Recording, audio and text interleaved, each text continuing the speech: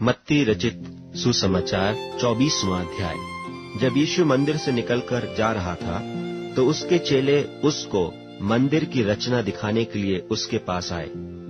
उसने उनसे कहा, क्या तुम यह सब नहीं देखते? मैं तुमसे सच कहता हूँ, यहाँ पत्थर पर पत्थर भी न छूटेगा जो ढाया न जाएगा।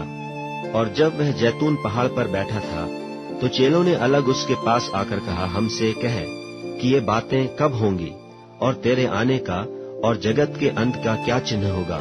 यीशु ने उनको उत्तर दिया, सावधान रहो, कोई तुम्हें न भरमाने पाए, क्योंकि बहुत से ऐसे होंगे जो मेरे नाम से आकर कहेंगे कि मैं मसीह हूँ और बहुतों को भरमाएंगे। तुम लड़ाइयों और लड़ाइयों की चर्चा सुनोगे। देखो, घबरा न जाना, क्योंकि इनका होना अवश्य है, परंतु उस समय अंत न होगा। क्योंकि जाति पर जाति और राज्य पर राज्य चढ़ाई करेगा और जगह जगह अकाल पड़ेंगे और भूइंडोल होंगे। ये सब बातें पीड़ाओं का आरंभ होंगी।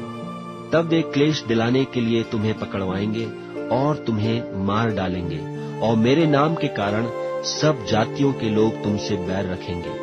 तब बहुतेरे ठोकर खाएंगे और एक दूसरे को पकड़वाएंगे और एक दूसरे से बैर रखेंगे।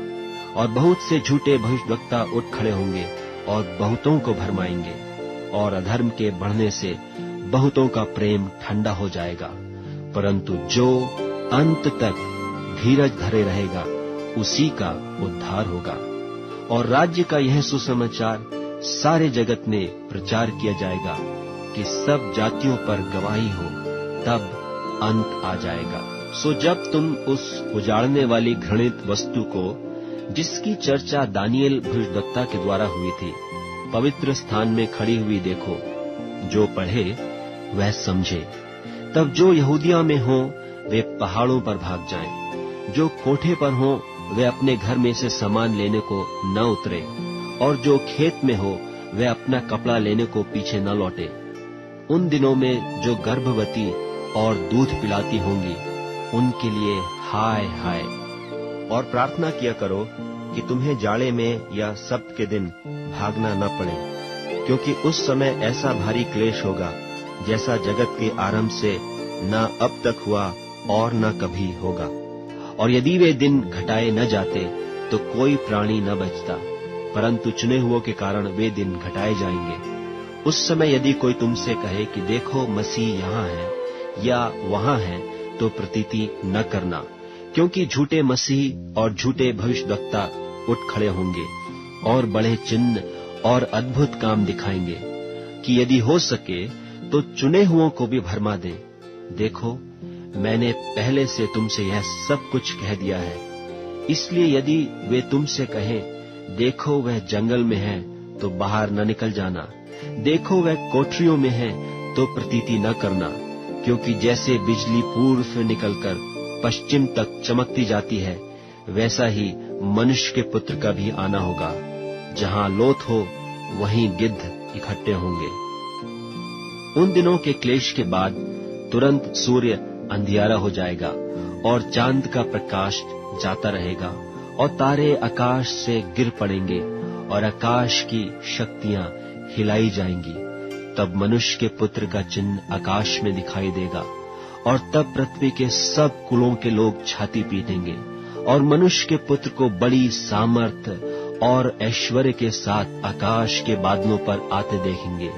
वो तुर्री के बड़े शब्द के साथ अपने दूतों को भेजेगा, और वे आकाश के इस छोर से उस छोर तक चारों दिशाओं से उसके चुने हुओं को इकट्ठा करेंगे। अंजीर के पेड़ से यह दृष्टांत सीखो, जब उसकी डाली कोमल हो जाती और पत्ते निकलने लगते हैं, तो तुम जान लेते हो कि ग्रीष्म काल निकट है। इसी रीति से जब तुम इन सब बातों को देखो तो जान लो कि वह निकट है, वरन द्वार ही पर है। मैं तुमसे सच कहता हूँ कि जब तक ये सब बातें पूरी न हो लें, तब तक यह पीढ़ी जाती न रहेगी। आकाश और पृथ्वी टल जाएंगे, परंतु मेरी बातें कभी न टलेंगी। उस दिन और उस घड़ी के विषय में कोई नहीं जानता, न स्वर्ग के दूत और न पुत्र, परंतु केवल पिता। जैसे नूह के दिन थे, वैसा ही मनुष्य के पुत्र का आना भी होगा। क्योंकि जैसे जल प्रलय से पहले के दिनों में जिस दिन तक कि नूह जहाज पर न चढ़ा, उस दिन तक लोग खाते पीते थे और उनमें ब्याह शादी होती थी, और जब तक जल प्रलय आकर उन सब को बहा न ले गया, तब तक उनको कुछ भी मालूम न पड़ा, वैसे ही मनुष्य के पुत्र का आना भी होगा। उस समय 2 जन खेत में होंगे, एक ले लिया जाएगा और दूसरा छोड़ दिया जाएगा। 2 स्त्रियां चक्की पीसती रहेंगी, एक ले ली जाएगी और दूसरी छोड़ दी जाएगी। इसलिए जागते रहो, क्योंकि तुम नहीं जानते कि तुम्हारा प्रभु किस दिन आएगा। परंतु यह जान लो कि यदि घर का स्वामी जानता होता कि चोर किस पहर आएगा, तो जागता रहता और अपने घर में सेंध लगने न देता। इसलिए तुम भी तैयार रहो, क्योंकि जिस घड़ी के विषय में तुम सोचते भी नहीं हो, उसी घड़ी मनुष्य का पुत्र आ जाएगा।